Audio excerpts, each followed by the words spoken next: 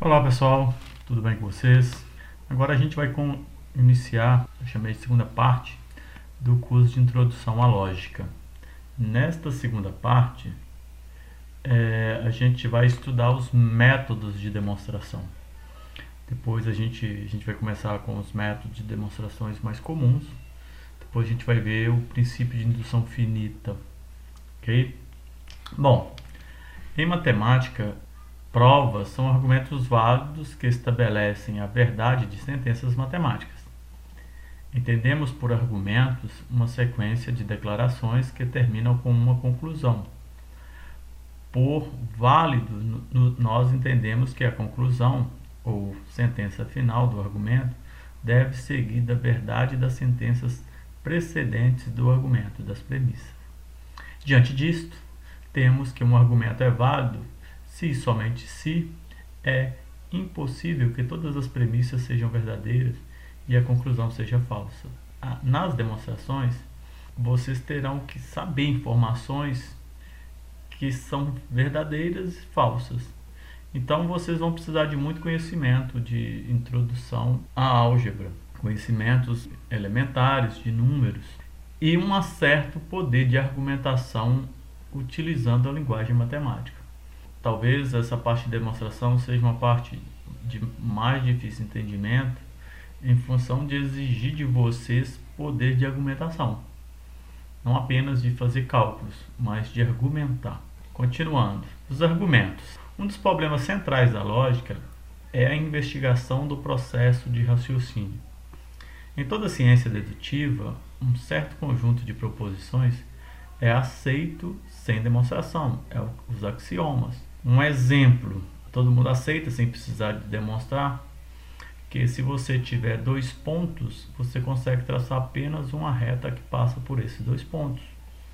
Isso não é preciso demonstrar, é aceito, ok? Deste conjunto, outras proposições são derivadas por raciocínio lógico.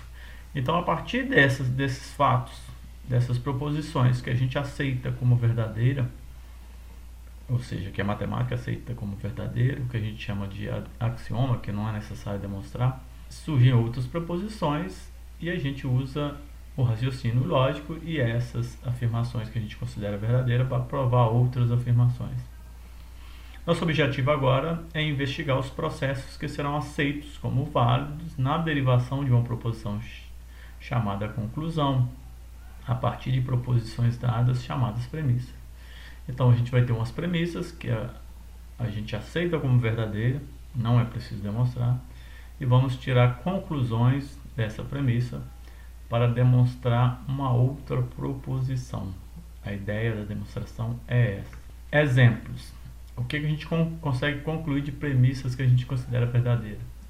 Vamos supor que eu tenho duas proposições que eu considero como verdadeira. A proposição P1, se chover, então fica nublado. E aí eu falo, então, numa proposição P2, choveu. Bom, o que a gente pode concluir a partir da primeira proposição e da segunda? Então, se chove, então fica nublado. É uma se então, uma condicional.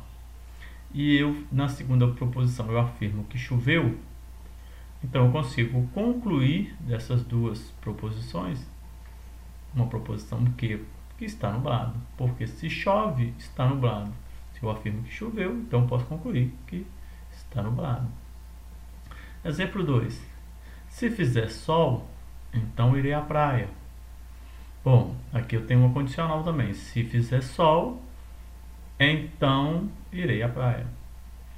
Bom, aí eu tenho uma outra proposição, uma outra afirmação. Não fui à praia. O que a gente pode concluir dessas duas proposições? A gente pode concluir que não fez sol, porque se fizer sol, eu irei à praia. Como não fui à praia, conclusão, não fez sol, é possível concluir.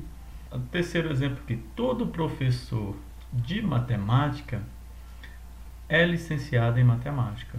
Essa é a minha primeira proposição, considerando como verdadeira. Proposição 2. Todos os cursistas do Profimate são professores de matemática.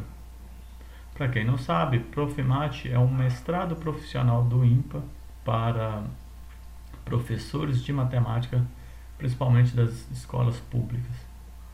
Então aí, todo professor de matemática é licenciado em matemática. Proposição 2, todos os cursistas do Profimat são professores de matemática. O que a gente consegue concluir daqui? A gente consegue concluir que se todo professor de matemática é licenciado em matemática e todo cursista do Profimat são professores de matemática, então se eles são professores de matemática, eles são licenciados em matemática. Então a gente consegue concluir que todo cursista do Profimat são licenciados em matemática, ok? Então esse tipo de raciocínio que vocês precisarão ter para ter as conclusões das demonstrações que aparecerão. Bom, então quais os tipos de demonstração que a gente, em princípio, nestas primeiras 2 semanas a gente vai estudar? Então, a primeira demonstração que a gente vai estudar é a demonstração direta. A demonstração direta, o próprio nome já diz, ela é direta. Você consegue demonstrar a partir dos conhecimentos ou do enunciado que se apresenta para vocês.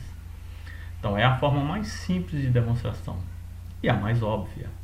Bom, para demonstrar P então Q, se P então Q, assuma que P é verdadeiro e através de uma série de etapas que vai exigir de vocês alguns conhecimentos de álgebra, de aritmética, de geometria, por exemplo. Então, assuma que P é verdadeiro e através de uma série de etapas, cada uma seguinte das anteriores, conclui-se que. Então, vocês vão analisar as etapas seguintes até vocês conseguirem concluir que Q é verdadeiro, ok? Como exemplo, eu trago 2 exercícios aqui, ó. Demonstre que se M e N são números pares, então M mais N é par. Isso parece-nos muito óbvio, mas demonstrar é usar argumentos matemáticos que comprovem isso. Eu não posso simplesmente trazer exemplos para mostrar. Eu não posso dizer, por exemplo, que 8 e 6 são números pares, então 8 mais 6, 14 também é par. Isso não é demonstrar, isso é exemplificar. O exemplo 2, demonstre que o quadrado de um número ímpar é um número ímpar. Da mesma forma, eu não posso, para demonstrar isso, falar, por exemplo, que 3 é ímpar e 3 ao quadrado é 9, também é um número ímpar. Isso não é demonstração. Então, como que a gente vai fazer essa demonstração? Então, vamos pensar agora na situação. Então, demonstração direta, ok? A gente vai partir da hipótese, a gente vai usar as propriedades que a gente conhece e as regras que a gente conhece, que são válidas até chegar na tese. Bom, então, nesse primeiro exemplo, demonstra que se M e N são números pares, então M mais N também é par. Como nós vamos fazer essa demonstração? A gente tem uma demonstração do tipo se então. Então, a primeira coisa que a gente vai fazer é retirar aqui o que a gente chama de hipótese. Qual é a hipótese que a gente tem? Ok? Então, vou escrever aqui demonstração.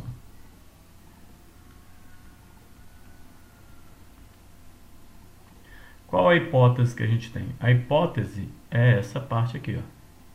Se M e N são números pares, ok? Como que a gente vai representar isso, então, na nossa hipótese? Então, a gente vai pegar 2 números pares, ok? Então, eu vou usar a linguagem matemática aqui, para todo M e N pertencente a Z, a gente tem como hipótese que M e N são pares. Então, para todo M e N pertencente a Z e M e o N ser par. N é par se N for do tipo 2 vezes K, onde K pertence a Z. E M vai ser par se M for igual, com ponto e vírgula aqui, a 2E. Neste caso aqui, então, a gente tem que M é igual a 2K, K pertencente a Z, M é igual a 2Q, Q pertencente a Z. E aí, essa é a nossa hipótese. Então, nós temos qualquer mn número inteiro, m da forma é um número par da forma 2k, n é um número par da forma 2q. O que a gente tem como tese? O tese é o que a gente quer provar. A gente quer provar, então, o quê? Que m mais n é par. Ok? Essa é a nossa demonstração. Então, a gente vai partir dessa hipótese para provar essa tese. Como que a gente faz para provar, fazer essa demonstração, provar essa afirmação? A gente, então, nós vamos, em princípio, fazer o seguinte. Bom, eu sei que n é 2k e m é 2q. Assim, então, temos que n mais m é igual a quê? Bom, pela nossa hipótese, seria igual a 2k mais 2q. Ok? A gente já sabe que k e q são números inteiros. Bom, então a gente pode concluir que isto aqui, se eu colocar o 2, que é fator comum em evidência, eu tenho que isso aqui é 2 vezes k mais q. Ok? Observe que k e q pertencem a z. Então, a gente pode concluir que k mais q também pertence a z. Então, a gente vai considerar, vou escrever aqui em cima. Considere k mais q é igual a um outro número inteiro, que a soma de dois números inteiros é um número inteiro. Eu vou chamar como sendo igual a p, por exemplo. Então, eu concluo que m mais n é igual a 2 vezes p, onde p é igual a k mais q, isso aqui pertence a z. Bom, mas se eu estou afirmando que m mais n é igual a 2p, ou seja, um múltiplo de 2, eu concluo então que m mais n, logo m mais n é par. Bom, exemplo, demonstra que se a soma de dois números inteiros é par, então a sua diferença também é par. Como que a gente poderia resolver, ou seja, demonstrar esta afirmação? Então, ó, a ideia inicial aqui é a gente separar o que é hipótese. Então, a hipótese para a gente é se a soma de dois números inteiros é par. Então, essa aqui é a hipótese. Então, demonstração. Então, a gente tem como hipótese que a soma de dois números inteiros é par. Quais seriam esses números inteiros? Eu não sei. Então, eu vou colocar para todo m e n, vou fazer parecido com o anterior, inteiros, a gente tem como hipótese que m mais n é igual, na verdade, é par.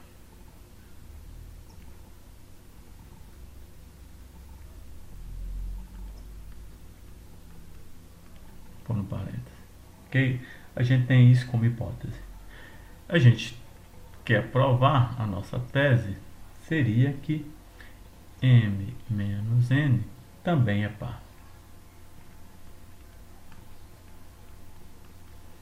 Ok? É isso que a gente precisa só provar. Bom, então vamos provar. Então a gente temos, por hipótese, né, que m mais n é par. E se ele é par, a gente sabe que logo existe um k qualquer pertencente a z, tal que m mais n é igual a 2k, porque ele é par. Ok? Bom, agora vamos pensar no que a gente quer provar. A gente quer provar que m menos n é par, ou seja, que m menos n também é um múltiplo de 2. Como que a gente vai fazer para provar isso? Então vamos pensar da seguinte maneira.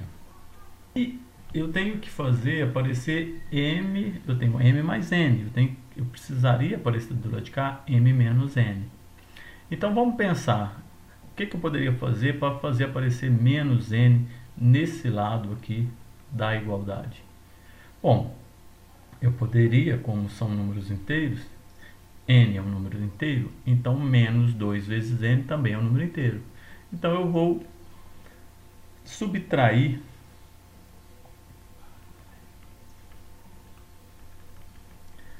ou somar, né, que seria a mesma coisa, somar menos 2n em ambos os lados.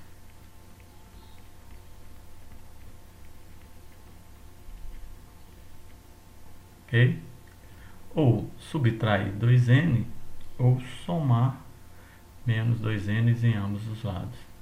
Eu vou retirar esse subtrair daqui, porque na verdade é preferível que vocês pensem que a gente está somando. Que se vocês já estudaram álgebra, vocês já entendem que a operação subtração é a mesma coisa que você somar um número negativo. Então, fazendo isso, nós temos então m mais n menos 2n. Aí eu vou ter que somar do outro lado menos 2n. 2k menos 2n. O que a gente tem então agora? Nós temos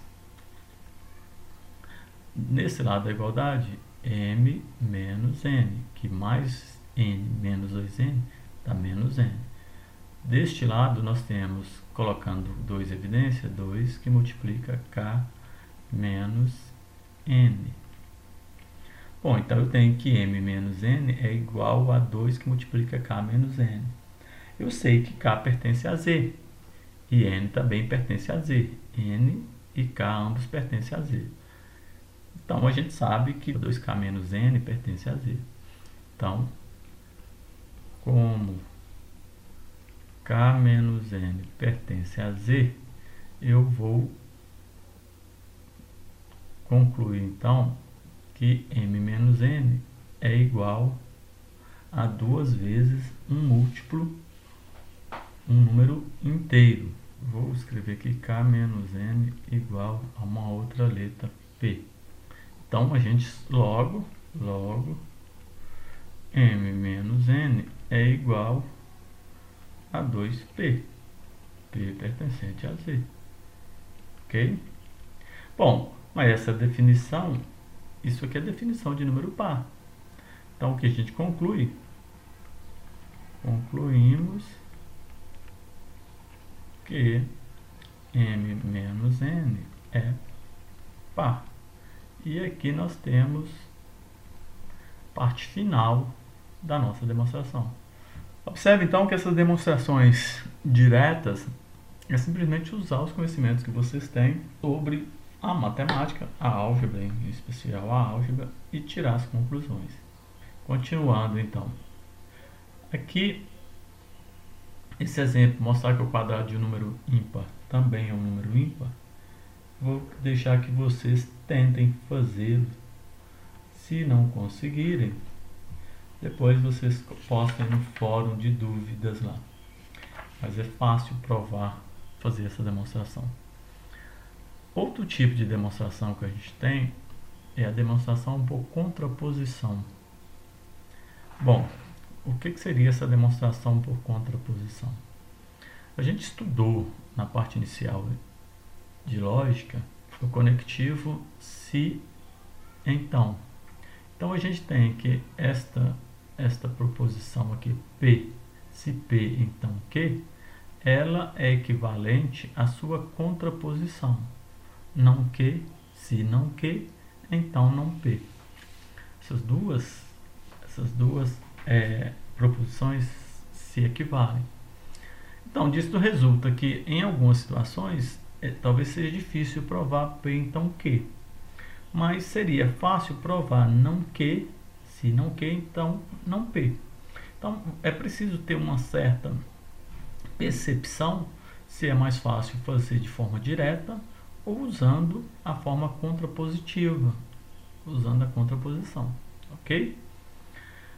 Então aqui a gente tem, disto resulta que, se não que, então não P, ou seja, se não que implica e não P for verdadeira, a gente conclui que P, se P então Q também é verdadeira, e vice-versa. Ou seja, se demonstrarmos a contrapositiva, a proposição original estará automaticamente demonstrada.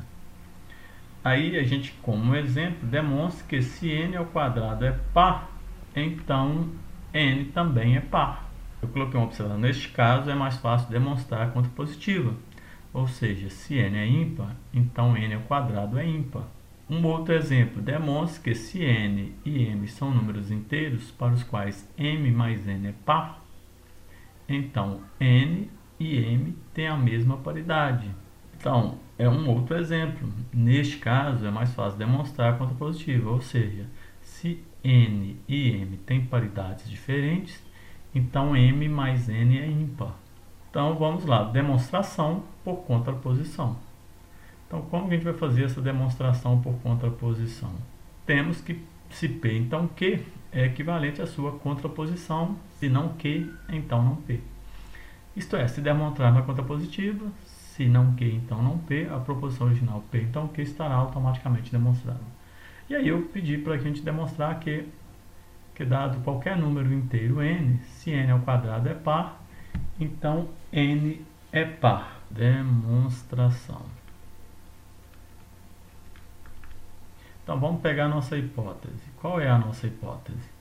A nossa hipótese é que se n é um número inteiro, então n é um número inteiro e n ao quadrado é par.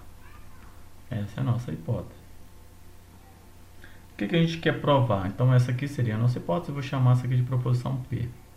Qual é a nossa tese? A nossa tese é provar que então n é par. Então n é par.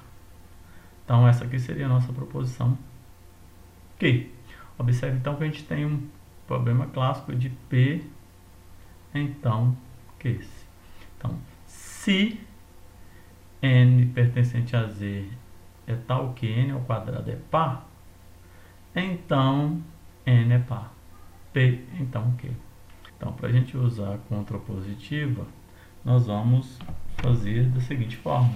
A gente sabe que isso é equivalente a não que, se não que, então não P. Mas o que seria não que? Não que é negativa. A negativa aqui seria, então, que n é ímpar. Então, a nossa hipótese agora, a nossa nova hipótese, é que n é ímpar. E a gente tem que mostrar o não P. O que seria mostrar não P? Que n ao quadrado também é ímpar. Ok? Então, agora nós temos que fazer isso. Então, se n é ímpar, então n ao quadrado é ímpar.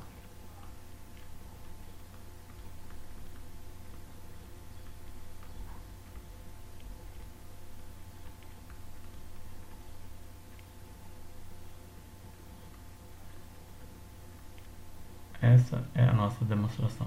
Bom, como que a gente pode demonstrar essa afirmação? A gente vai fazer da seguinte forma. Então, nós temos, temos, por hipótese, para escrever,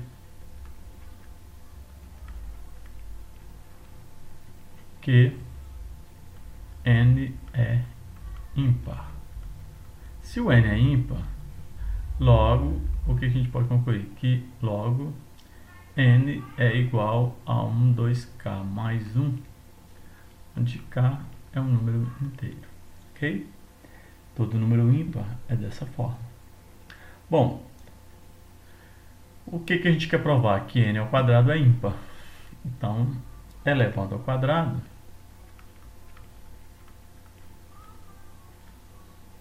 elevando n ao quadrado,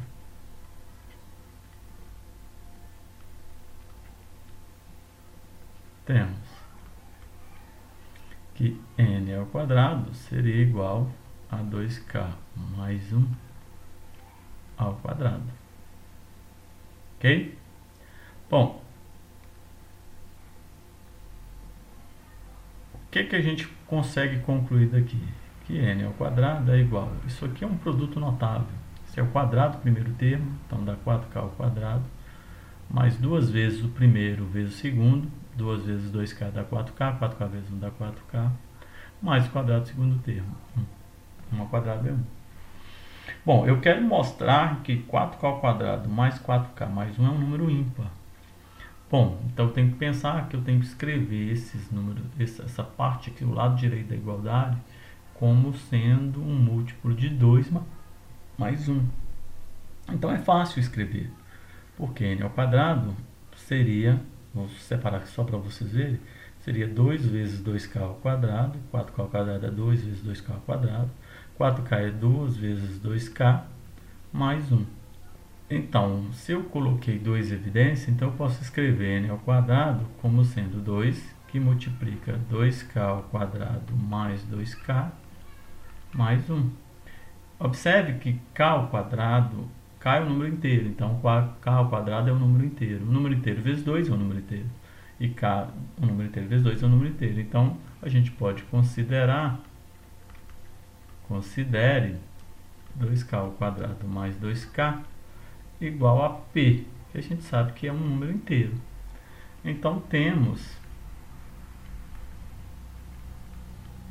que n ao quadrado é igual a 2, que multiplica p mais 1, onde p é pertencente a z. Logo, se n pode ser escrito na forma 2p mais 1, a gente concluímos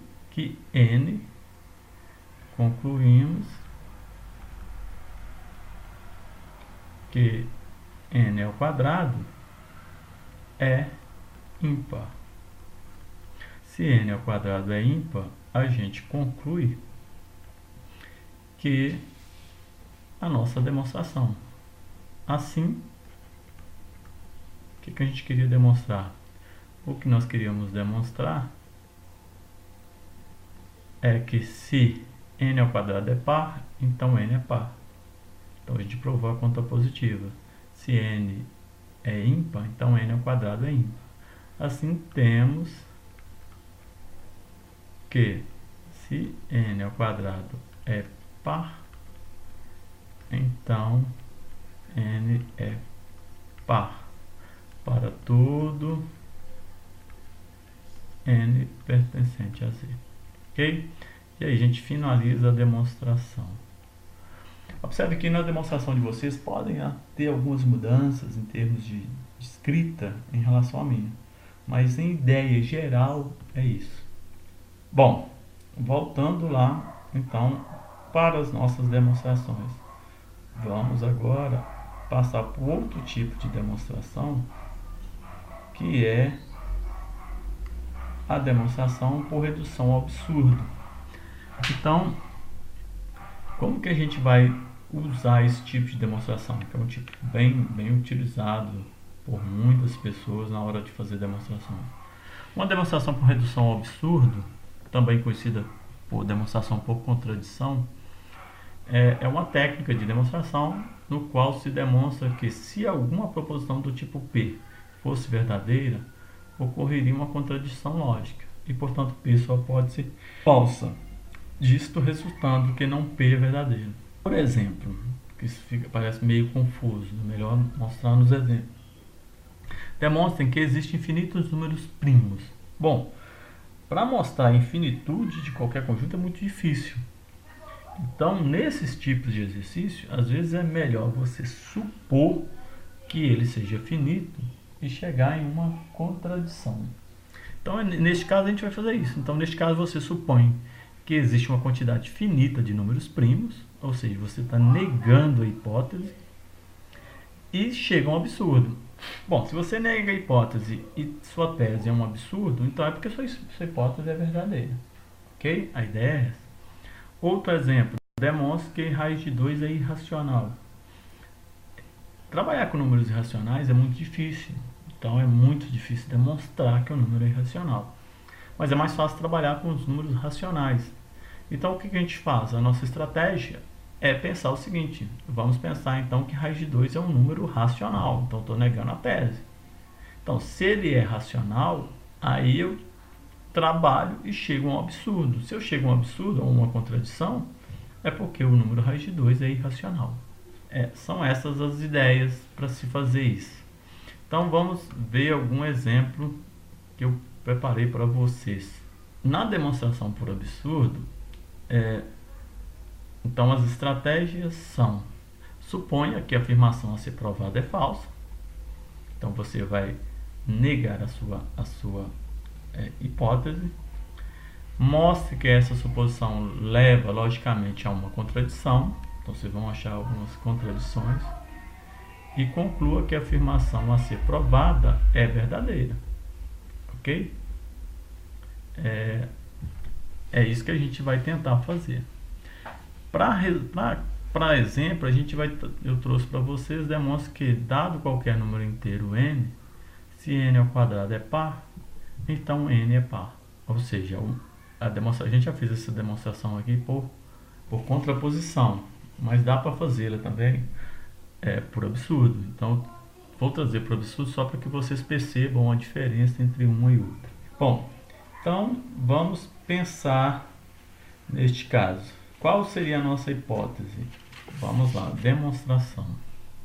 Eu vou escrever mais no cantinho aqui para caber. Demonstração.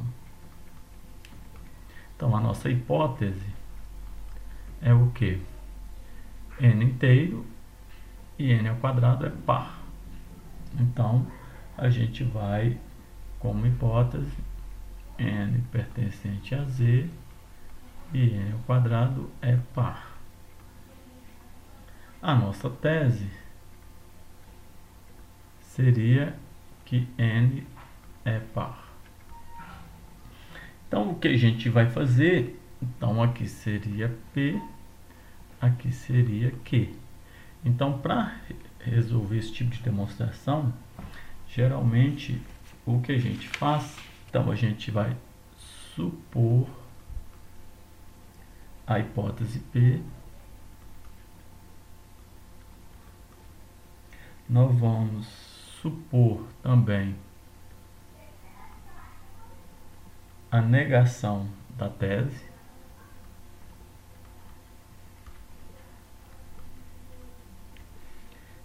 Nesse caso, não que. E a gente vai concluir uma contradição.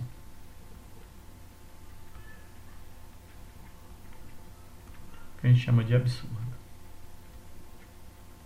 Ok? Então vamos tentar fazer isso. Observe o seguinte. Então, suponha por absurdo que n ao quadrado é par, que n é ímpar. Ou seja, eu vou supor a hipótese, então, vou escrever aqui, ó, suponha. A gente geralmente escreve por absurdo mesmo. Que a hipótese é verdadeira. Então, põe por absurdo que n ao quadrado é par e que, aí eu vou contradizer a tese, que n não é par, que n é ímpar. Ok? Bom, então o que a gente pode concluir? Então, temos, observe que n ao quadrado é igual a n vezes n. E a gente sabe que esse primeiro n é ímpar e esse outro n aqui é ímpar. Então a gente tem, então observe que n ao quadrado então é um produto de dois números ímpares.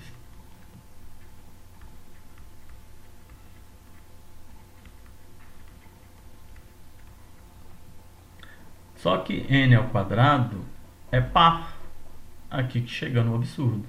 Então a gente tem um absurdo. Absurdo. Por que que é um absurdo?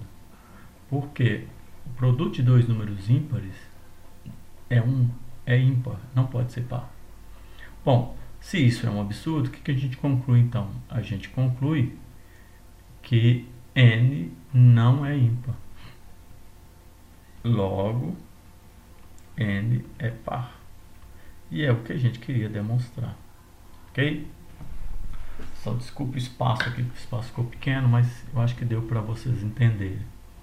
Então, é assim que a gente faz as demonstrações por absurdo.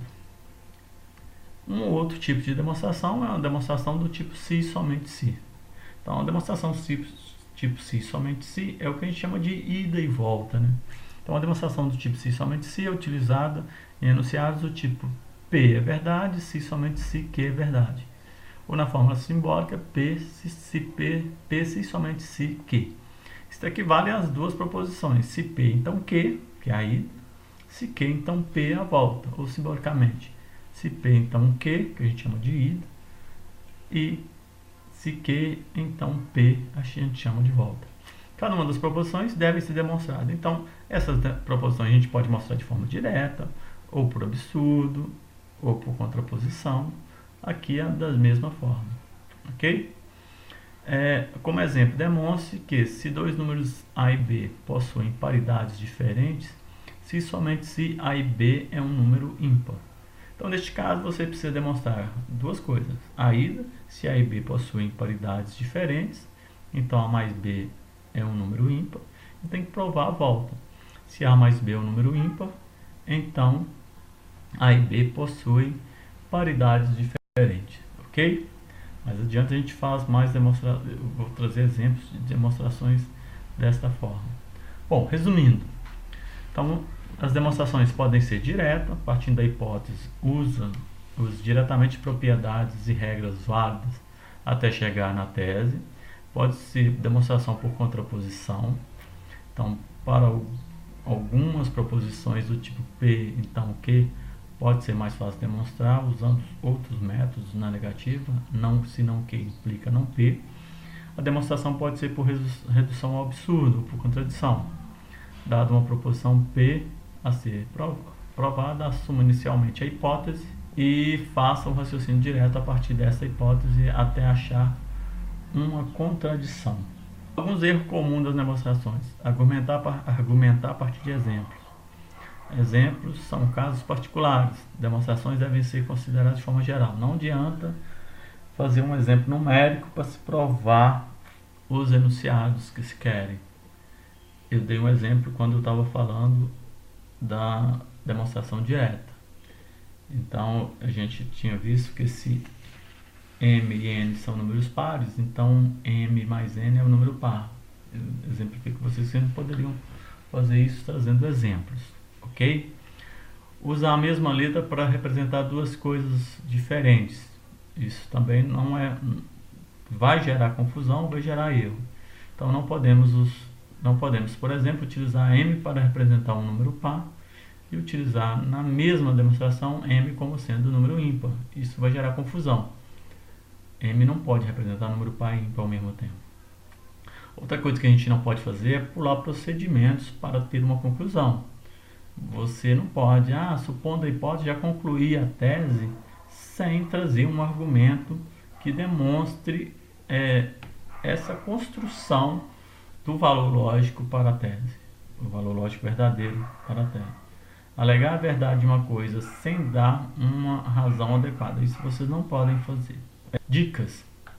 A dica número 1, geralmente é uma boa ideia tentar aplicar os métodos nessa ordem. Primeiro por demonstração direta, se você não conseguir, tenta por contraposição e por fim por redução ao absurdo. Geralmente as demonstrações por redução ao absurdo ou por contradição são demonstrações que envolvem conjuntos infinitos, demonstrar a gente viu que um número é irracional ou racional, vocês vão usar redução ao absurdo, ok? Dica número 2, é comum demonstrações do tipo número x é irracional ou não existe x tal que serem por redução absurda. É o que eu falei com vocês. Basicamente é isso. Eu quero que vocês estudem, leiam, busquem nos livros como que são feitas as demonstrações, observem os procedimentos. Quase todas as demonstrações existem alguns procedimentos a serem seguidos, quase que são procedimentos padrões. É difícil dizer para vocês uma forma que vocês teriam para memorizar essas demonstrações. Demonstração não é para ser memorizada, não é para ser decorada, e sim é para ser estudada e repetida até que vocês entendam os procedimentos. Lógico que você precisa de uma boa base de matemática, principalmente de álgebra, para que vocês consigam utilizar essas demonstrações. Mas eu tenho certeza que vocês têm feito demonstrações em outras disciplinas e com certeza estudarão e conseguirão entender este tipo de raciocínio que é muito peculiar da matemática, do pensamento matemático, e que é de vital importância para vocês. Então, um abraço, até o próximo vídeo.